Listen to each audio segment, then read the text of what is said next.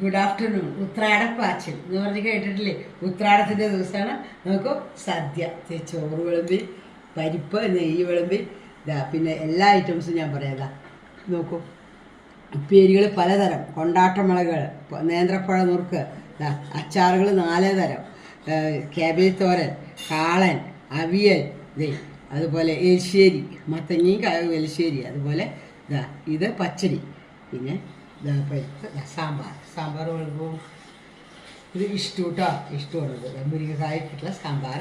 ആദ്യം തന്നെ എന്ത് ചെയ്യണമെന്ന് വെച്ച് കഴിഞ്ഞാൽ നമ്മൾ പരിപ്പും നെയ്യും കൂടി കഴിക്കണം, പപ്പടം കൂടി കഴിക്കണം.